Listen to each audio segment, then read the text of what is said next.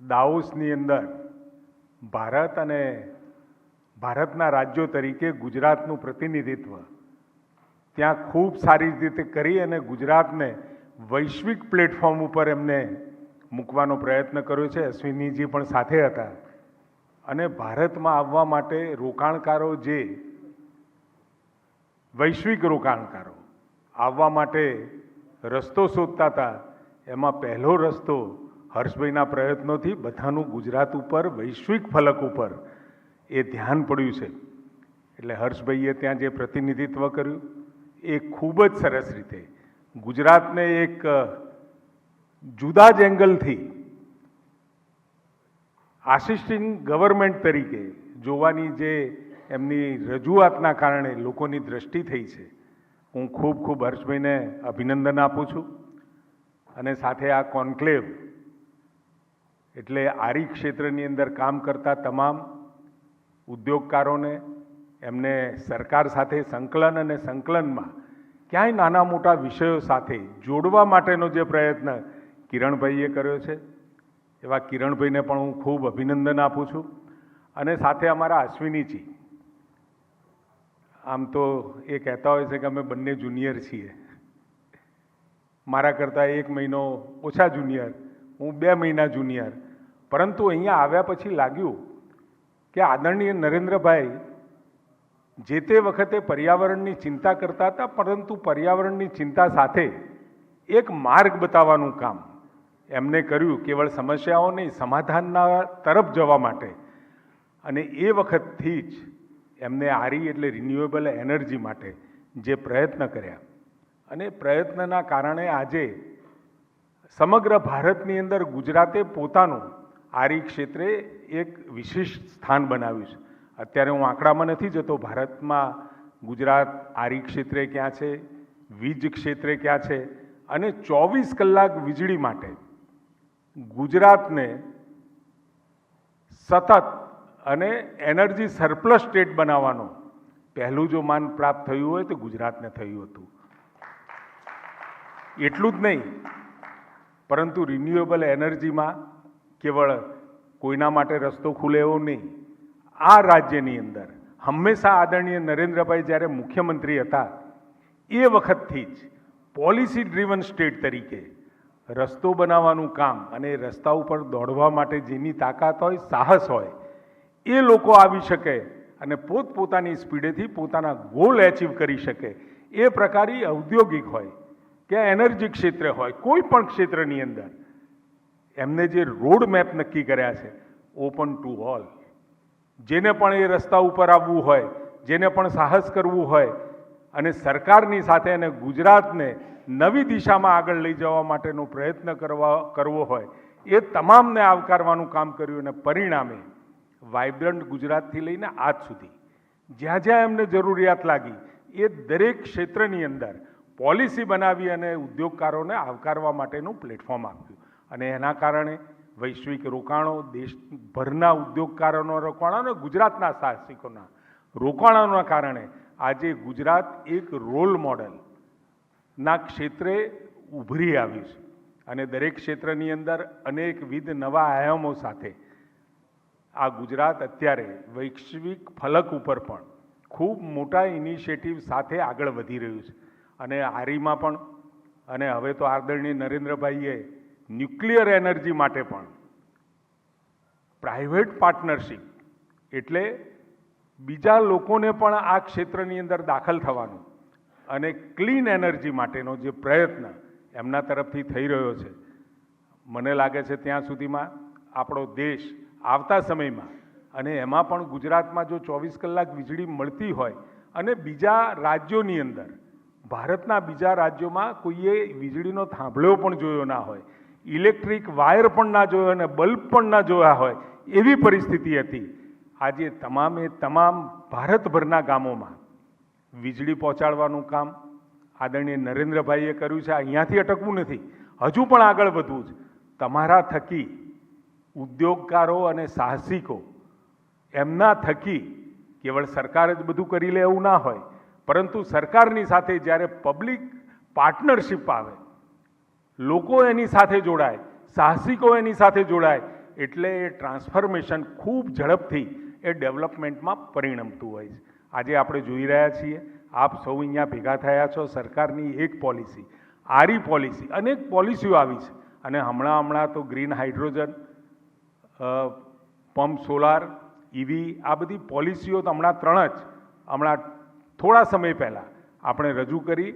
અને એમાં પણ હવે અનેક રોકાણકારો અને એમાં પણ જમીન એલોટમેન્ટથી લઈ અને હાઇડ્રોજન ઉત્પાદન કરવા સુધીના ગોલ પણ એ નક્કી કર્યા છે કે અમે 2030માં ક્યાં જઈશું, 36માં ક્યાં જઈશું ને 47માં ક્યાં જઈશું.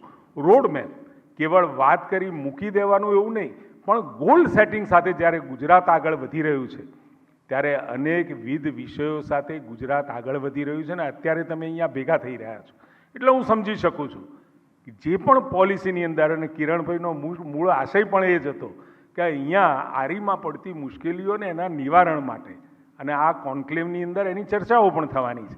એ ચર્ચાઓના અંતે અહીંયા તો એક જ તરફની સુનાવણી થવાની છે કે સરકારમાં પોલિસીમાં પડતી મુશ્કેલીઓને એનું નિરાકરણ કરવા માટે કેવી રીતે કરી શકે. પરંતુ દરેક સમયે પરિસ્થિતિ વિન વિન સિચ્યુએશનની હોવી જોઈએ. જ્યારે પણ તમે આરી ઉત્પન્ન કરીને આપો, એને ટ્રાન્સમિશન કરવા, ડિસ્ટ્રીબ્યુશન કરવા સુધીની આખી જે હેરાર્કી છે, એ હેરાર્કીમાં ક્યાંય ને ક્યાંય નાની મોટી મુશ્કેલીઓ પણ પડતી હોય. તમારો સાથ અને સહકાર અને તમે અહીંયા જે પણ નિષ્કર્ષ કાઢશો, જે ક્રક્સ નીકળશે, હું ચોક્કસ મારા અધિકારીઓ સાથે બેસી અને તમને પડતી મુશ્કેલીઓ અને એની સાથે સરકાર તરફી શું વાત છે અને જે મુશ્કેલીઓનું નિરાકરણ આવી શકતું હશે, ચોક્કસ અમારો પ્રયત્ન હશે કે તમે સૌ આગળ વધો. તમે સૌ એમાં તમારી પડતી મુશ્કેલીઓમાં કેવી રીતે સરકાર રસ્તો કાઢી શકે, પરંતુ તમારી માગણીઓ પણ સરકાર માટે વિન વિન સિચ્યુએશનની હોવી જોઈએ, કેવળ નફા માટે નહીં. જ્યારે સ્વાર્થ અને પરમાર્થ બંને એક સાથે ચાલતા હોય છે અને સ્વાર્થ હોય ત્યારે આ પરમાર્થ પણ હોવો જોઈએ.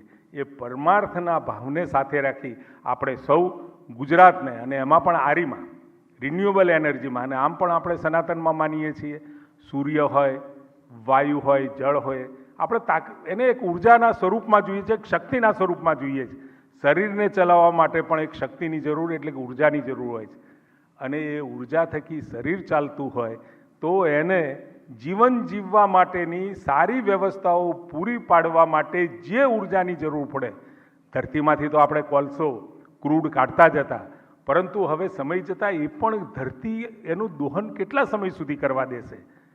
હવે કુદરતમાં પડેલી અખૂટ શક્તિઓ વાયુમાં છે, જળમાં છે, સૂર્યમાં છે, એ શક્તિઓ નું દોહન તો ન કહી શકાય, પરંતુ એનો ઉપયોગ કરી માનવ જીવનને સરળતાથી જીવવા માટેના પ્રયત્નો હવેના સમયમાં કરી રહ્યા છે. એના કારણે આવતા સમયમાં જે એન્વાયરમેન્ટ, પર્યાવરણનો જે વિષય છે, એ વિષયમાં પણ સમગ્ર ભારત અને ગુજરાતે પહેલ કરી જ છે, પરંતુ જ્યારે ગુજરાતે પહેલ કરી હોય ત્યારે ભારત પણ દુનિયાની અંદર પર્યાવરણની ચિંતા ડેવલપિંગ કન્ટ્રીઝ ડેવલપ થવાની આશા 47માં આપણે રાખી રહ્યા છીએ, વિકસિત રાષ્ટ્ર થવાની નેમ સાથે આપણે ચાલી રહ્યા છીએ.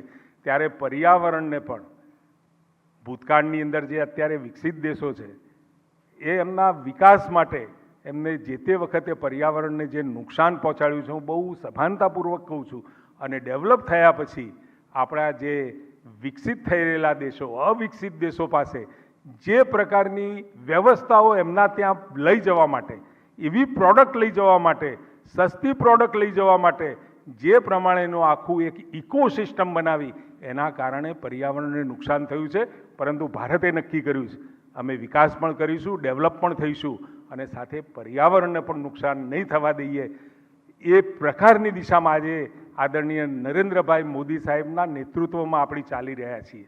અને હું ઘણી વખત કહેતો હોઉં છું કે 1000 વર્ષના અંધકાર યુગ પછી ગુલામી કાળ, ગુલામીની માનસિકતામાં આપણે જીવવાવાળા લોકો હતા, એને હવે ગુલામીની માનસિકતામાંથી બહાર કાઢી અને જાતે પોતે પોતાના પગ ઉપર અને કોઈની સામે ઊભા રહીએ તો આંખમાં આંખ મેળવીને વાત કરી શકીએ એવી તાકાતવાળી ભારતની પ્રજા બને, એ 21મી સદીમાં એ સવાર ગુજરાતથી ઉગ્યું છે.